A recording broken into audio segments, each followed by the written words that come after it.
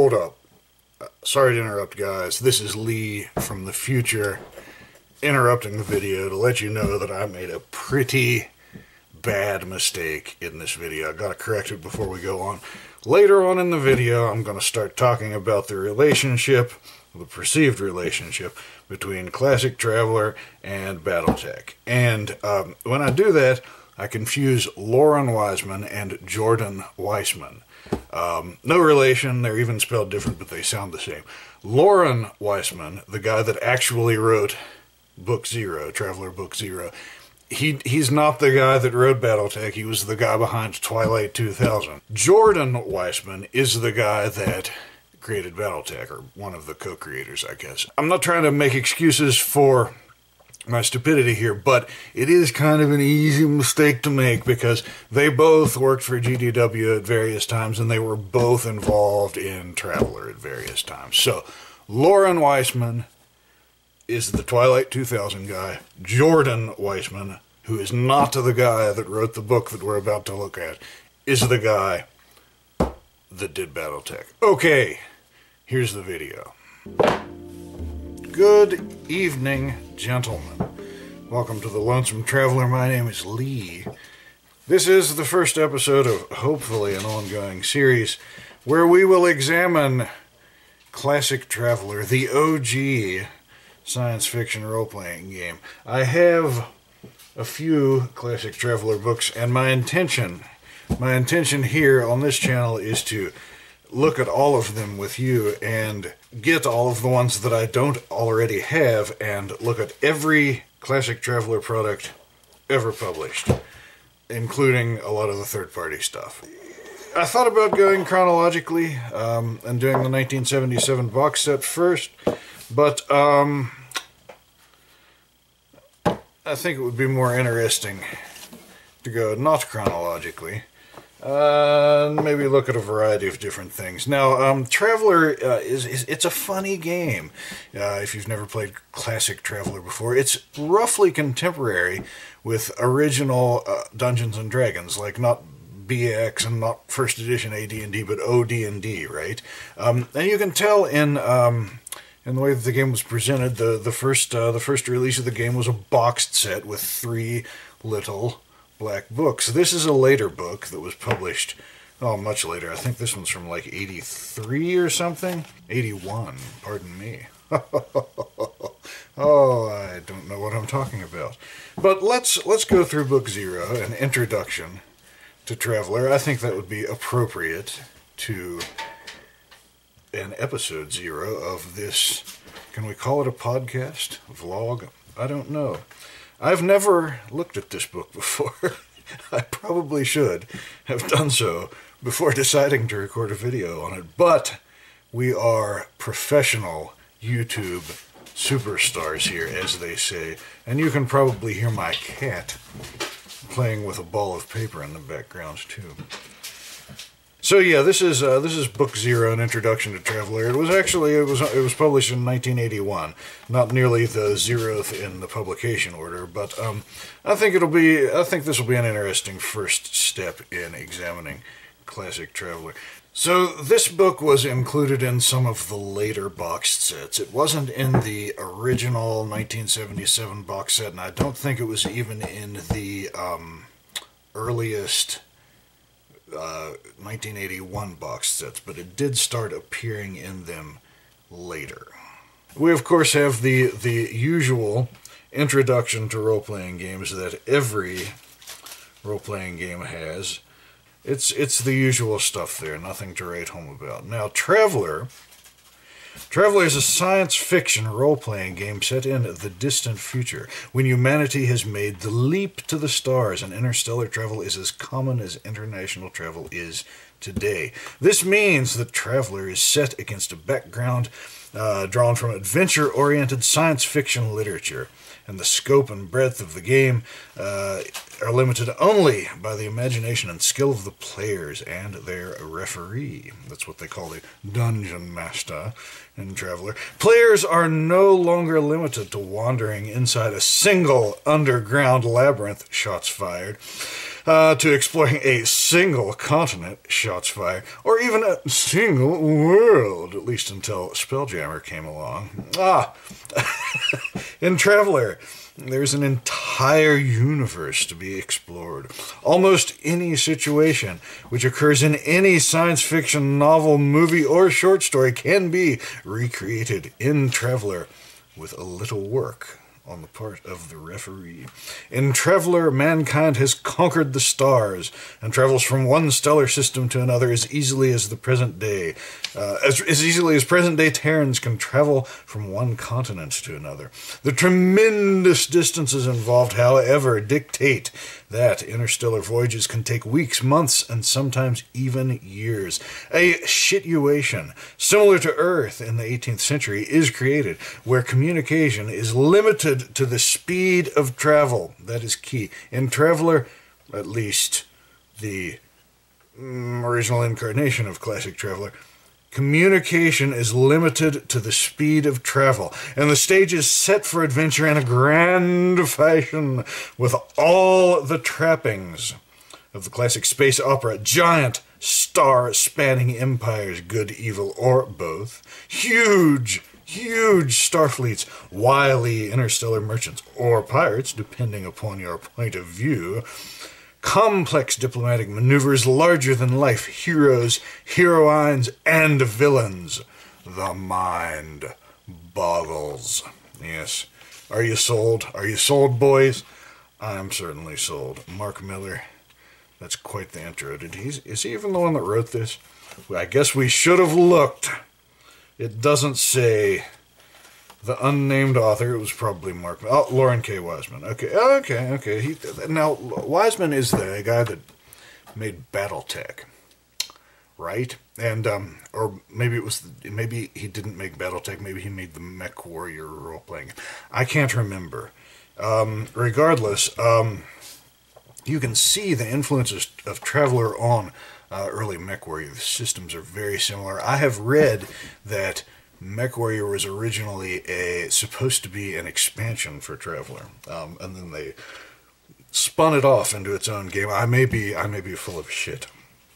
Who knows? So anyway, it has a character generation system that the Traveler character generation system, the classic Traveler character generation system, is very interesting. It uses a life path character generation system, similar to what you would see in Cyberpunk or MechWarrior 3rd Edition. I think that life path character generation systems are very good, and Travelers is unique in being it's not just a character generation system; it's kind of a mini game on its own. There are gambles that you can take and things, and it's actually possible in classic Traveler for your character to be killed in character creation, which is kind of neat. It has in the later expansions, it has a lot of rules for creating weird alien animals, which are kind of cool. It's a flexible game. Yeah, it is a pretty flexible game. They never really got around to making ground vehicle rules, though, until like the Striker Miniatures game. There was a Judges Guild product that a lot of people used for ground vehicles, though, to patch them into Traveler. We'll look at that someday. Laser Tank, maybe? I can't remember. I've got a copy somewhere. I think it was Laser Tank. Anyway, it's got a pretty detailed economic system. The combat system is interesting too. It's you can tell that this is still a pretty early role-playing game. Combat actions are simultaneous, similar to what you would see in a tabletop wargaming. So it's possible for you to attack your opponent and your opponent to also attack in the same round, and for you both to kill each other. That's kind of neat, I guess. Pretty detailed starship construction rules, especially when you get into the High Guard book. That is one of my favorite parts of this game. If you are like an autist, this is the game for you. And I say that with love. Oh, yes, at Psionics. Psionics, I have a love-hate relationship with psionics. I don't like psionics in regular Dungeons and Dragons. It kind of works in Traveler. I'm not a big fan of player characters with psionics in Traveler. I think psionics work best in like that weird science fantasy post-apocalyptic like Gonzo Dungeons and Dragons setting, and maybe not so much, at least for player characters, in a hard science fiction setting like Traveler. That's just opinion, though. And the universe of Traveler is constantly growing, it says. And oh my, it is quite a large universe. Yeah. It talks about which books are which. It talks about the 3 little black books here in the core rule set. We'll look at those probably in the next video, so I'm not going to go on and on about that. How to break yourself in, how to pop your DMing cherry, as the case may be. How to get some players, how to treat your players. What to do as a referee. This appears to be the usual DMing advice that you would find in about any role-playing game. I think like OD&D, this game assumed that you kind of came from a wargaming background. Ah, hello, Mr. Beefy. Did you come to help us? You have a dirt on you. What are you doing with a dirt on you? Are you chasing paper around? Go play with your paper till I'm done filming, buddy. I appreciate the attention, though. Yeah, more general DM advice here. Talking about running campaigns now. Nothing too crazy there. Modifications, les house rules. This is a contentious point, isn't it? I don't mind house rules, and Traveler certainly lends itself well to house rules.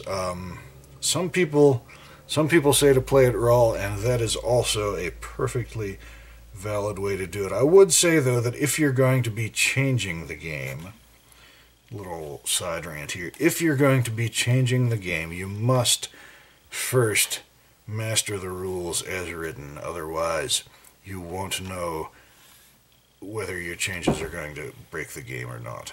And they may still break the game, but you will have a far easier time making the game your own if you master the game as written first. So do that. And miniatures. I think Traveler uses generally used 15mm miniatures. Yeah, 15mm miniatures. They made a lot of Traveler miniatures back in the day. I don't have any. I'm not really a miniatures gamer. Perhaps that will change. And then we have the example of play. Here we go. It is a bit less cringe than you would expect, I think. I don't see... it's kind of cringe, yeah. And a glossary.